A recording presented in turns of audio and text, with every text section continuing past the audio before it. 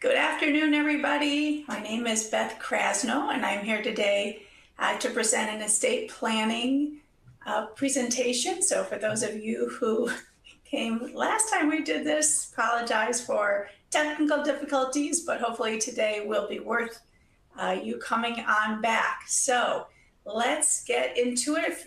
One quick housekeeping, there's a Q&A bar here. If you have any questions as we go through, please pop them in there. I will get to as many as I can. I know this is a big topic of conversation, something that everybody is interested in, whether it's for yourself, for your parents. If you don't have one yet, do I need one? Maybe I created one 20 years ago. Do I need to update it? I'm going to cover as much of that as I can. So let's get started. Let's talk about the truth about estate planning. So 67% of Americans do not have an estate plan. So if you're on this presentation because you don't have one and you've been meaning to get one, you're not alone. And 72% of parents with minor children don't have a will. So I know for myself, the reason I created my first will was as soon as I had my first child, because I wanted to name a guardian. And it's funny how much work goes into preparing for kids and babies and, child-proofing and car seats and all that. But we don't always set up who's going to take care of our children if something happens to us. So super important if you have minor kids, you don't have an estate plan, that's one big reason right there.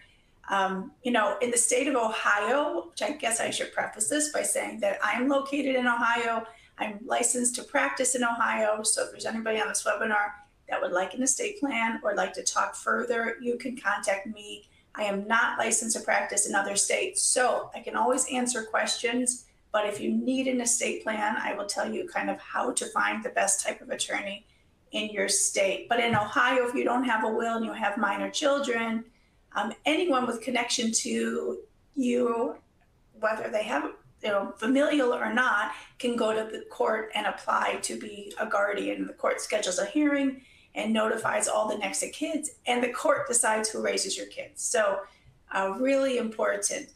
This page says $10 billion of assets, but that's annually. Total, there's $70 billion that sit unclaimed in this pot because people didn't have an estate plan, and so there was no distribution. So one really cool tip, if you have never been on unclaimed.org, that is where you go, you put your name in, and you will see all the dollars that have been sitting in this bucket for you. And it doesn't have to be from somebody's estate. It could be a deposit that you made when you were in college at an apartment, you never got it back. It could be credits and refunds. So do that, unclaimed.org. Nothing really to do with today's presentation, but a really cool tidbit. And 50% of adults don't have a healthcare directive. So I know when you go to the hospital for an elective surgery or you're going upright into a hospital, they'll ask if you have one. Sometimes you have an opportunity to fill one out. But most people don't go into the hospital that way, and they come with no advanced healthcare directives, and then we're in a whole mess of trouble. So we'll talk today about what that means, but that's something that you want to make sure you have before you need it. So who needs an estate plan? I would say just about everybody. So if you're on this presentation, I would say you need an estate plan, and it's not about being wealthy, it's about control. So if any of these apply to you, you need one. So young adults, and this surprises a lot of people. The second your child turns 18, you lose your legal rights to make medical or financial decisions for them. So your 19-year-old that's going to college, legally a stranger to you if they enter a hospital. You can't get information, HIPAA applies, so you want a power of attorney from your young adults before they go off to college or they travel. New parents, we talked about that. No will, no guardian. The court decides who's going to take care of your kids. You may think your mother-in-law, the court may think your mother-in-law is the perfect person, but you might want to make that decision. Homeowners, business owners, retirees, every one of these situations comes with a version of, wait, I thought that would just handle itself. So let me say nothing handles itself. And the biggie, blended families. If you are remarried, if you have stepkids, you need an estate plan, because that's not going to go well if you should die intestate. So really, estate plan, that fancy term, for the most part, a basic estate plan, and that's probably covers 90% of the population, is a toolkit. It's a 5-document toolkit. We're going to go through each of these today. Will, who gets your stuff, a trust, how your stuff gets to your beneficiaries without the court getting involved. Big, big, big. We don't want the court involved. Medical power of attorney, who makes healthcare calls when you can't. Durable power of attorney, who pays the mortgage when you can't. And living will, what you actually want if you can't speak for yourself. You're on life support, permanently unconscious vegetative state. What do you want? So if you have all 5 properly done and updated, you have a complete estate plan. And if you have 0, you're not alone. 67% of Americans do not. So we're going to walk through each document, what it is, the big idea, break down what it does, and what happens if you don't have one. So after today's webinar, you're going to know exactly what you need. So let's do the biggie, the last will and testament, or your will. It's the foundation. If you do one thing after today's webinar, it is to draft or have a will drafted for you. If you don't have a will and you die, you are dying what's called intestate, or through intestacy. What happens to your assets? Let's just talk Ohio, which is pretty similar to most states across the country. If you have a spouse and a child, everything goes to your spouse. If you have a spouse and a child, but your child is not that spouse's child, then your spouse gets the first $20,000, and then half of the balance, your child from another marriage gets the other half. Now, these may be how you would have set it up, but I have been doing this now for, 30-ish years. Yes. And I have never seen a situation where the intestacy rules are exactly what my client would have wanted. No spouse, no descendants, no parents. It goes out to your brothers and sisters. So quick test to decide whether or not you need a will. Do you have strong opinions about where your assets go? Who raises your children? Who gets your engagement ring, your wedding ring? If you do, then you need a will, because without one, you don't get to make any of those decisions. So the question I do get all the time, and I actually see a client of mine as a attendee on here who just asked me this a couple of months ago. I have a will that I created, my wife and I created, 15 years ago. Do I need to have it updated? Maybe. It's definitely worth a review, because lots of things have changed. Federal state taxes changed. So the way we used to craft trusts are a little different than how we craft them today because of the estate tax exemption. When I first started practicing law, the exemption was $750 million. I'm sorry, $750,000.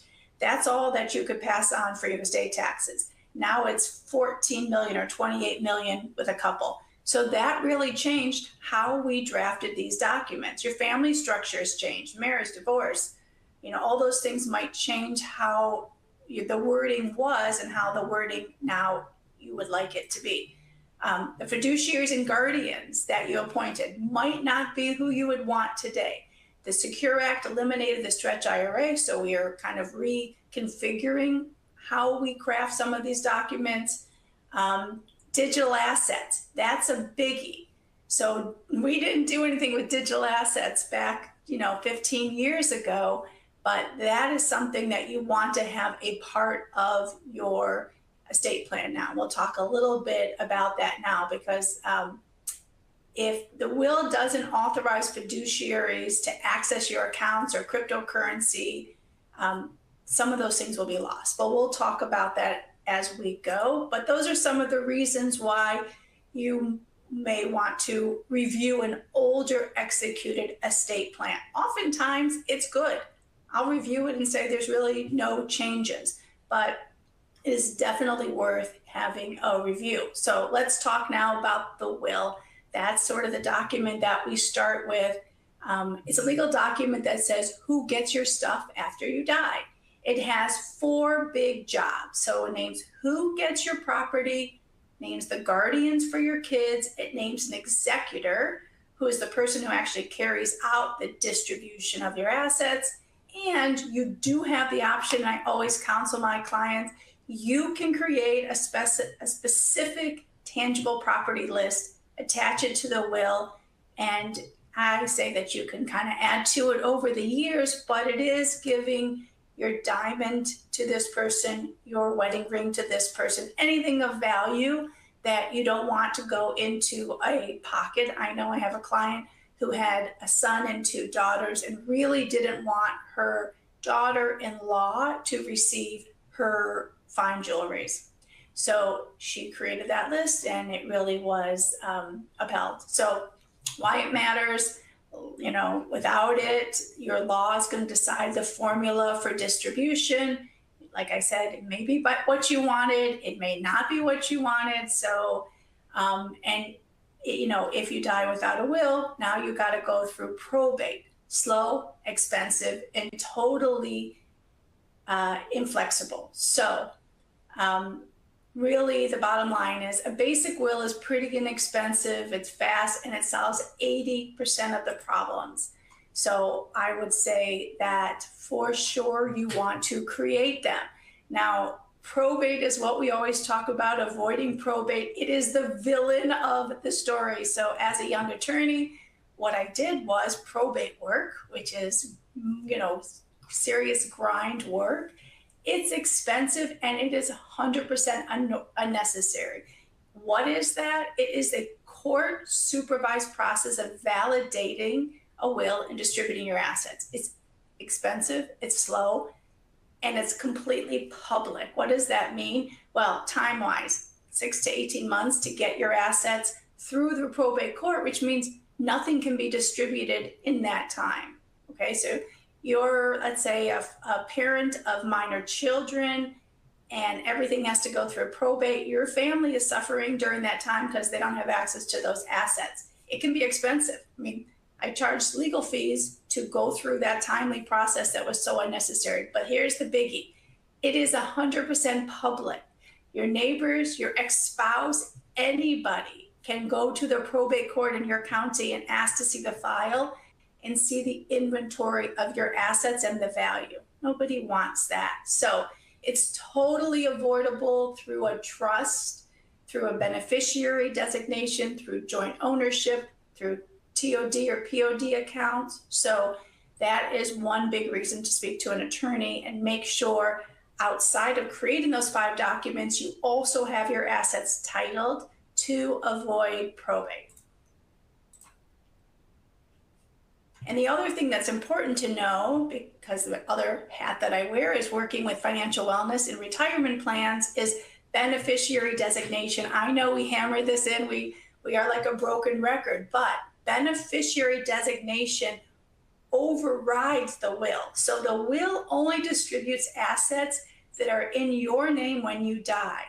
But if you have an investment vehicle or any asset that has a built-in beneficiary, like a life insurance, a 401k, an IRA, that does not get distributed through your will, that gets distributed through the beneficiary designation. So one thing you want to make sure of, in addition to reviewing the estate plan that you already have, if you don't have one, starting to formulate how you're going to have those documents created, is checking out your beneficiaries. Go to online to wherever you house those accounts and check your beneficiaries, primary and contingent.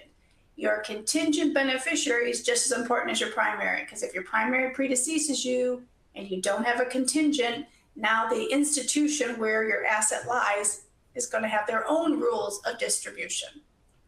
Now, when you create a trust, You will oftentimes make your trust the contingent beneficiary, and your attorney will counsel you on, does that make sense? You really always want to have your spouse as the primary, and most cases the trust being contingent, but certain assets have certain kind of rules that you want to look to. So that's what your attorney is for. So once you create your documents, you then want to make sure you position your assets so that they are working within your documents, because there's really no reason to have estate plan and not align your document, or not your documents, your assets, so that they flow within that plan. So that's something that's really, really important. A couple things to think about: minors, don't ever make a minor the beneficiary. The court then has to appoint a guardian, money and delays. Trusts let you control timing. And another great reason for the trust is a spendthrift protection. So if your children do get assets as minors, or really as you know, at all, creditors can't get to those assets before you can't get to those assets until they're in the name of the beneficiary. So that's something we'll talk about as we talk about a trust. So now, trusts. So this is the biggie that everybody asks about. So if you're going to have a will and a trust, the will would be called a pour over will, which means distribute my assets into my trust, or pour them in if they were not put in my trust or in my life. So when we talked about taking your assets and make sure they're titled properly, for the most cases that means have them owned by your trust, or the beneficiary be the trust. But if I die with an asset that was in my name, pour it into my trust. So when you have a trust and a will, it's generally a pour over will and a trust. Trusts have two versions: irrevocable and revocable. So for the most cases, we're going to go with revocable, because that means you can change it at any time. You have access to those assets. They're in your name. You're still filing the same tax reports on those assets. But when you die, your trust doesn't die. So the assets were in the trust during your life. They remain in the trust during your death.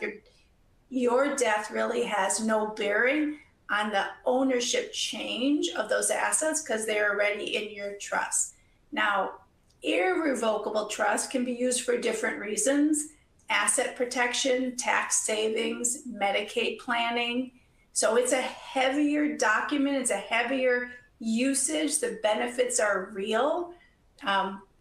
So those are, two things to consider and talk to your attorney about: revocable or irrevocable. For the most cases, we are going revocable, because that is going to be where you're going to get the biggest bang for your buck. So let's go through the trust.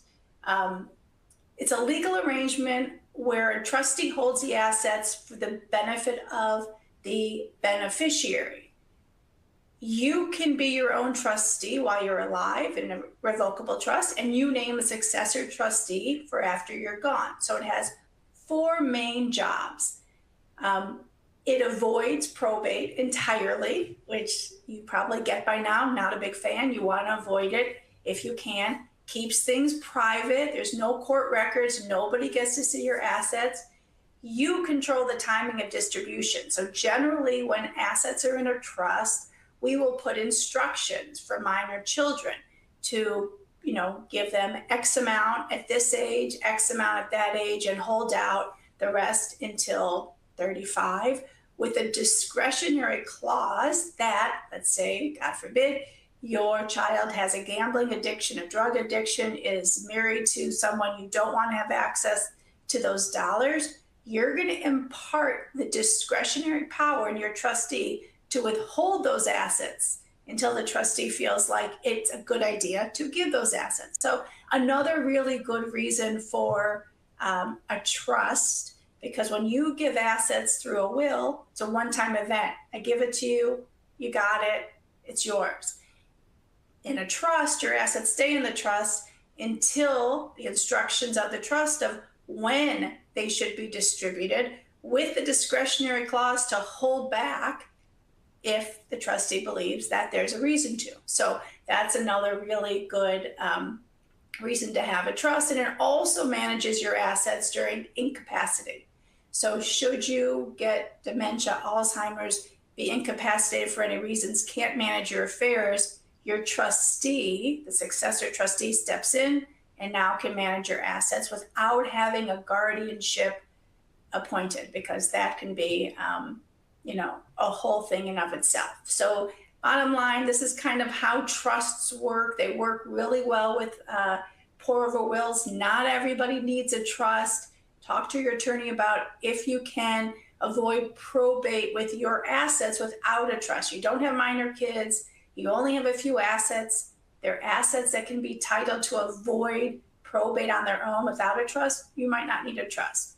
So a trust makes sense often, but there are plenty of times where it just doesn't. So it's not everybody needs a trust. Everybody needs a will, but not everybody needs a trust. So power of attorney, the document no one talks about, but is so important. So the will is for after you die.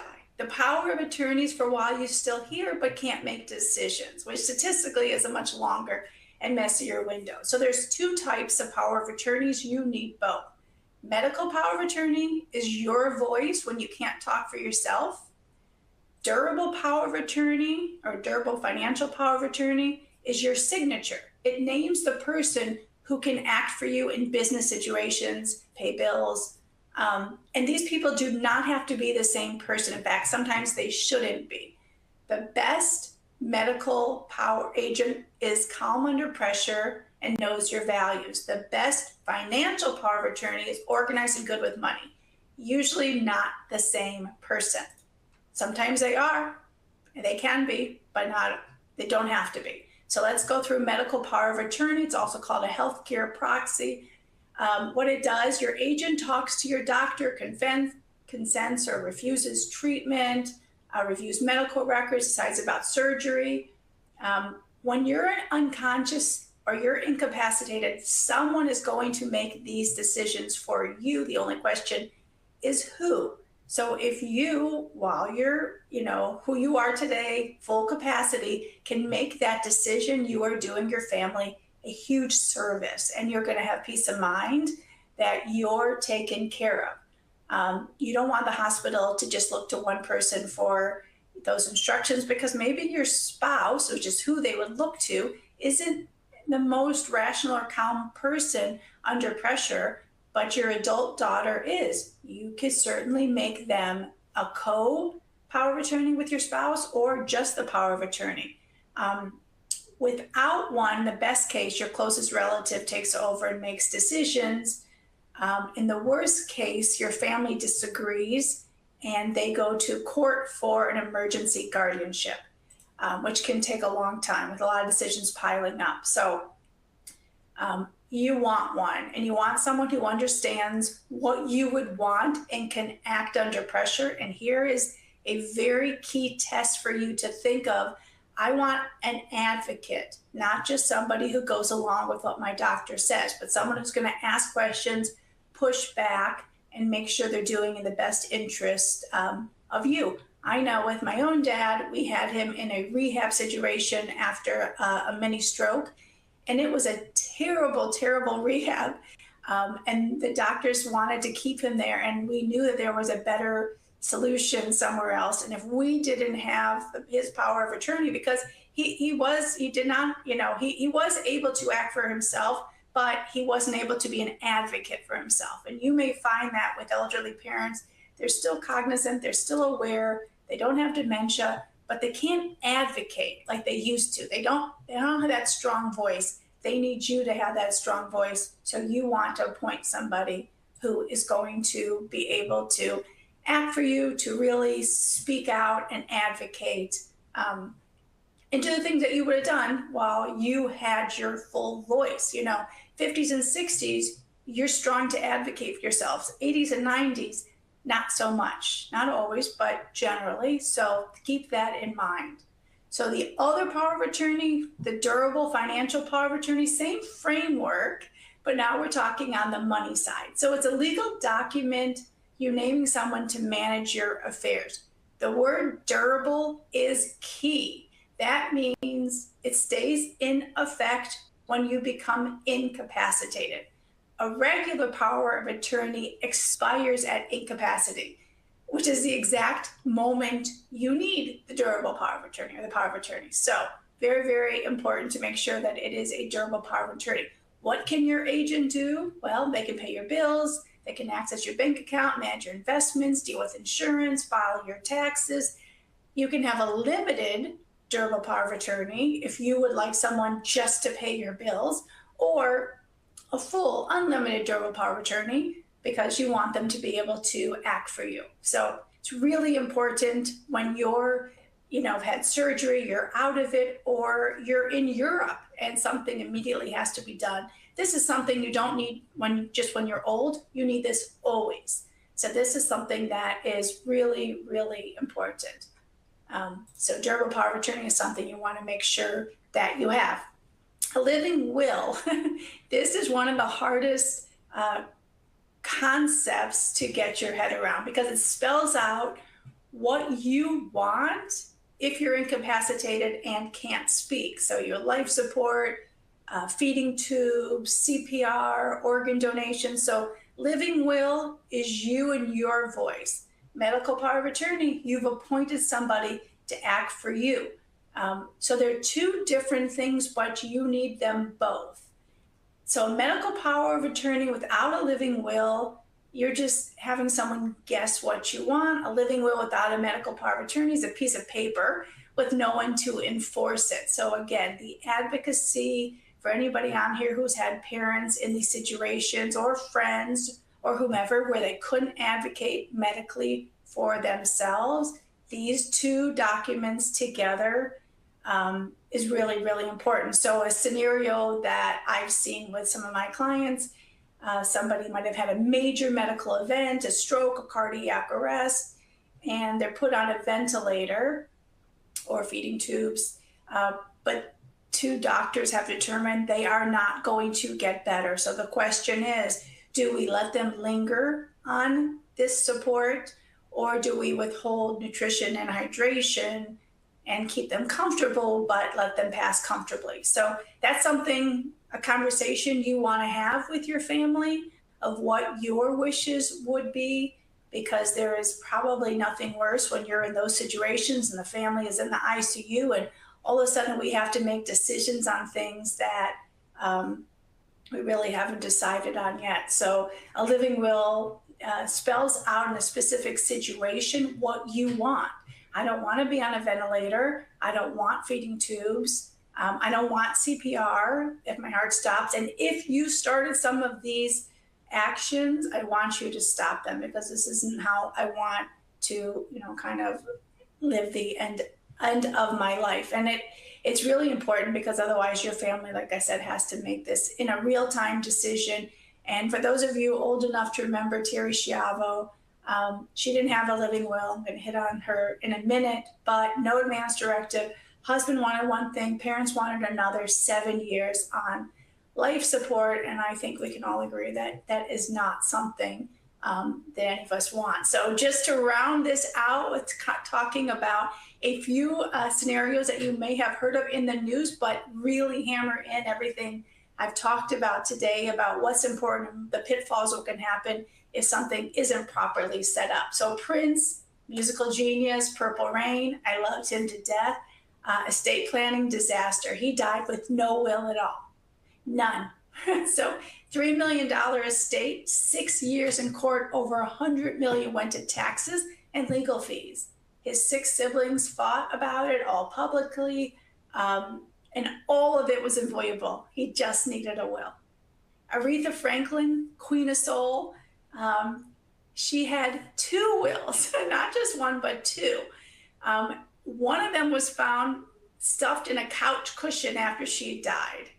And the fight was which one was valid. So if you're going to write a will, make sure that one will invalidates the other, which I always put in my wills. this invalidates all others. So it's like a date thing. And then also, obviously, don't stuff it in your couch. That really does take us to kind of where we store these documents. I'll hit on that in a second. Michael Jackson, he had a estate plan, he had a trust, but he never funded it, which, remember, we were talking about titling your assets so that they align with your estate plan. So he had a trust, but he never transferred any of his assets to be owned by the trust. So it was a meaningless document. So all of his assets had to go through probate, which you can only imagine the looky-loos that went to the courthouse to see what Michael Jackson had. Heath Ledger never updated his will after his daughter was born, and his original will did not account for any future born heirs, which most good estate planners will add that language in, even if it's a 20-year-old who's not married, always going to add that language in. His didn't. It excluded his daughter. So it, for the niceness of his family that received those dollars, who cut her in, otherwise, she would have been cut out. And then Terry Schiavo, that's no living will, and that went all the way into the courts. It was a national battle of, whether to take her off of life support. So lastly, a couple real quick tips if we didn't hit on these already. Unfunded trust, we talked about that. If you're gonna go to the effort of creating a beautiful estate plan, retitle your assets so they work with the plan. And a little estate planning tip for you as you work with your attorneys, your attorney should do that for you. So part of the plan is have them create the documents and then have them help you move the appropriate assets into the documents you created. It is almost, I won't say malpractice, but for an estate planning attorney to leave that part off, because then you're like Michael Jackson and nothing happened. You want power of attorneys, digital assets. This is new and it's brutal. Your passwords, your crypto, your photos, your cloud accounts. If nobody has access, they're gone forever. You might have heard in the news of somebody with a 6-figure crypto wallet, passwords died with them, nobody could access them. So this is one of those reasons, if you had an estate plan created long ago, you did not add digital assets to it, you want to make sure you add those assets to it. And lastly, the talk. If you have children, adult children, and you have never told them, you don't have to show them the documents. You don't have to tell them who you've appointed. Tell them where your documents are, and also keep them in your house, not in a safety deposit, because your bank locks down your safety deposit when they learn of your death, and then it's a whole nother nightmare. So keep it in a fireproof safe in your house, but tell your adult children where they are. Tell your adult children who your attorney is, who your investment advisor is, who your insurance agent is. You could even just have a sheet, attach it to where your estate plan documents are. That will save a host of issues upon your death, especially if you're the main financial advocate for the household. You pay all the bills. What's your login for your bank account, your brokerage account? All of that is so important. And if you feel comfortable, you can tell your kids, I've named you the trustee, I've named you, my executor. That's fine as well. A lot of families don't want to do that, some do, but it's really important to make sure that you do that. And I guess one last asset to talk about when we talk about the pitfalls is your house. Real estate is one of the biggest nightmares to transfer through probate, and it is an easy asset to realign to avoid probate. So we can add it to the trust. It's outside of probate. We can add a pay on death affidavit or beneficiary. In Ohio, it's called a pay on death affidavit.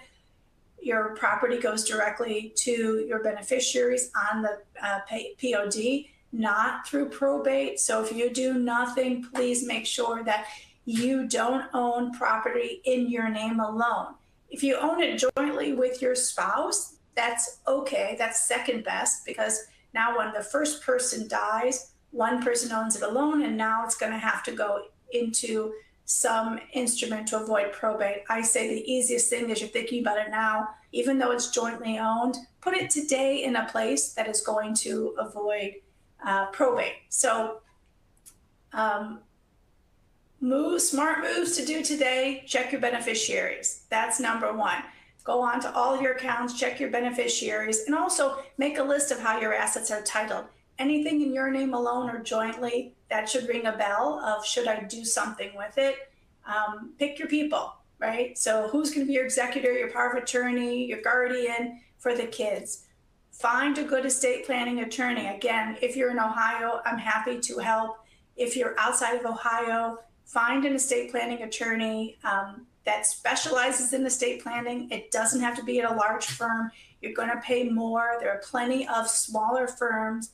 In Ohio, I would say the average fee for a full estate plan is about $3,000.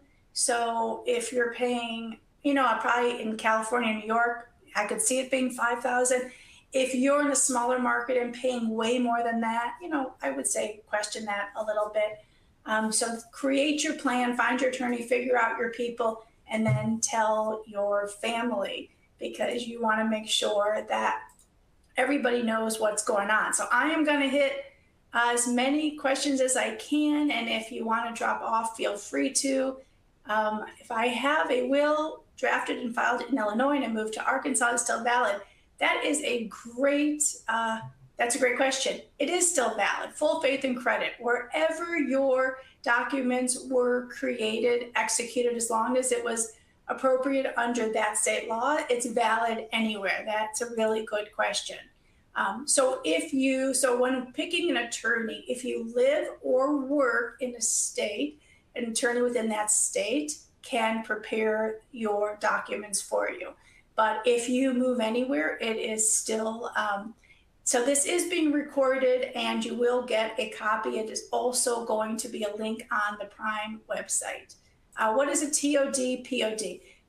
Transfer on death, payee on death. So different assets have, one of those designations, but what that does, even a checking account, you can go to your bank and add a pay on death to your checking account, which means avoids probate, goes directly to that beneficiary. It is such a useful tool. You do it yourself, it's free. Now, adding an affidavit to real property does require recording. I would get an attorney to prepare and record that, but in terms of your bank, go to your bank and ask them for a POD or TOD form. They'll give it to you. That asset is now not going through probate. Your brokerage account, if you have a joint account or account in your own name, it's a brokerage account. It's not a retirement account. So there's no beneficiary. You can have a POD put onto that account. If you have a brokerage account with a Prime advisor, that is something that we do across the board. But if you're not sure, reach out to your Prime advisor. We'll make sure. Great question. If I have no children, is a will or a trust necessary? So I guess the answer would be, do you care about what happens to your assets? And do you own anything that will have to go through probate? So if you say, I really have no assets, I don't really care, it can go to my siblings or my parents, yeah, maybe you don't. If you own any property or you own anything that's going to go through probate, then that's a different question. It's worth having that conversation. If my parent has me as her beneficiary on her bank accounts, does my dad still get the portion of all the money? Oh, that's a great question. So if you add your child as a co-owner, like a joint owner on an account, they are a joint owner. So let's say your mom puts you on your bank account, the two of you are co-owners. When your mom dies, that's yours, okay?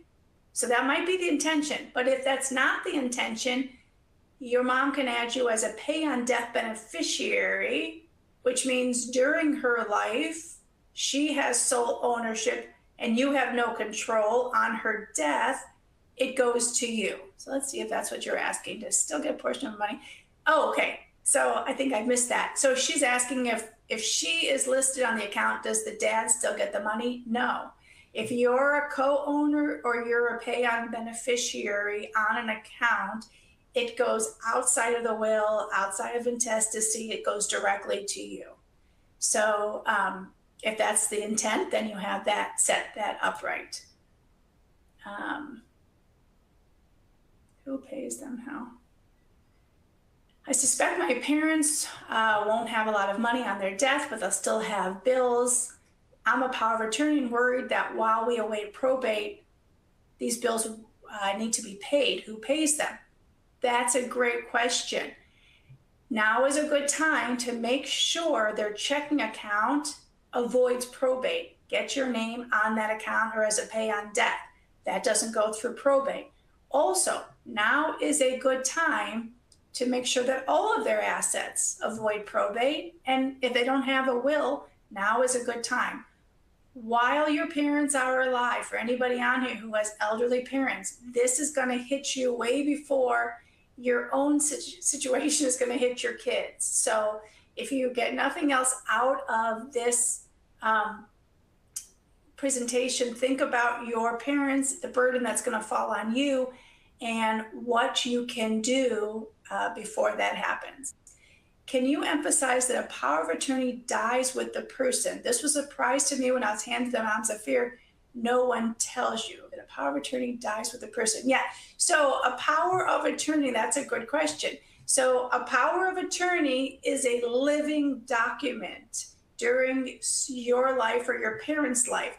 The durable power of attorney means it lasts through incapacity, but it does end at the death of the grantor of the power of attorney, and now the will and the trust take over. So thanks for stating that. Sorry that you had an issue with that with your moms.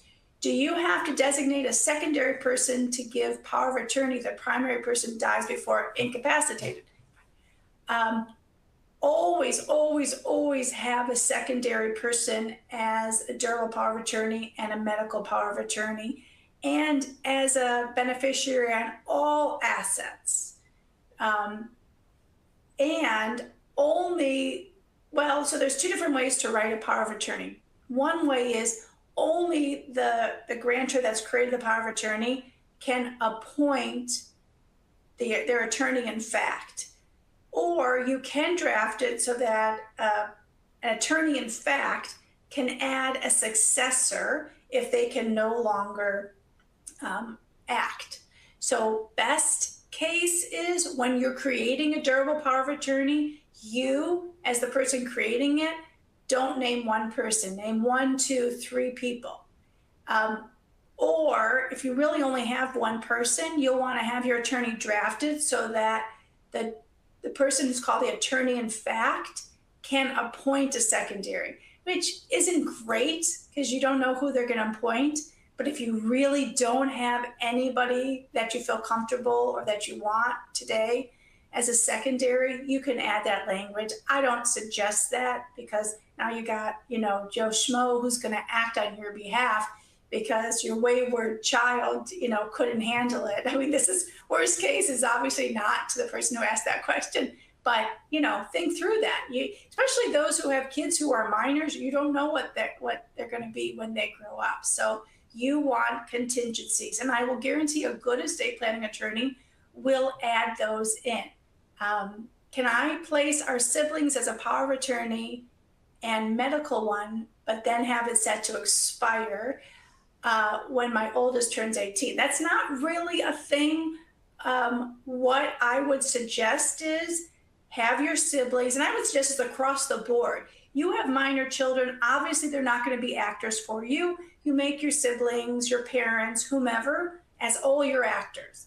Then you come back in when your kids are of age and you restate. It's not redoing your whole estate plan, it's restating the actors. So everybody that I do an estate plan for with minor children is always going to appoint a sibling or a parent or a guardian, a parent. But then as the parent ages, they don't always end up being the best situation. So come back when the time is correct and just update your actors. And so in the beginning, we talked about, do I need to update my estate plan? That's a big reason why you'll want to update an estate plan because people change, ages change, abilities change, and that is part of estate planning. It's not a one and done, never look at it and touch it again. Going through probate now, FYI to everyone, my parents' attorneys put the trust funding solely on my parents Some creditors or banks will not accept a DPOV. They wanted their own documents completed. Process has been extremely frustrating. So attorneys should never leave that to their client, because clients have no idea how to change durable power of, I think, I'm not sure what the DPOV is, I'm missing that. They wanted their own documents completed. Process has been frustrating. So if you have a trust, then, and you have a durable power of attorney, that will always be acceptable by, you know, the Schwabs and the Fidelities and the banks of this world. I'm not quite sure what they wanted completed, but if you had something completed by your parents and executed properly, that would be something I would question. My aunt and uncle have made me the power of attorney, but then they hired a company that does this work for me. Like, they told me that I don't have to hire an in-house nurse. This company will do it for me. I'm uneasy about this and don't trust the company.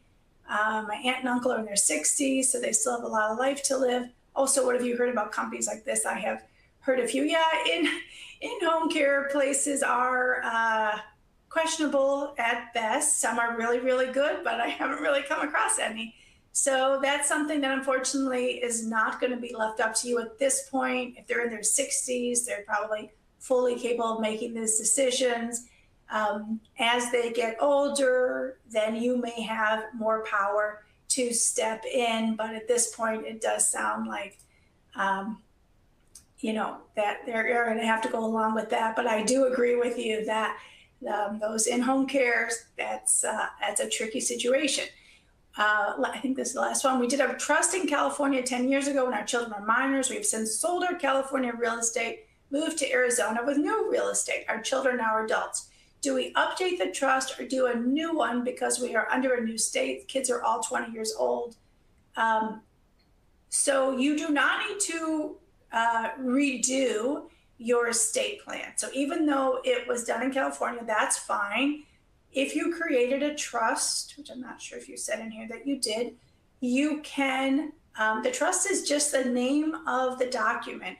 You will want to have somebody prepare a quit claim deed and quit claim your house in Arizona, which is probably in your names jointly, into the trust. So the existing trust that you made in California in 2015, it's just a quit claim deed that's prepared and recorded in the county in Arizona that you live on now, transferring your house from your ownership into your trust.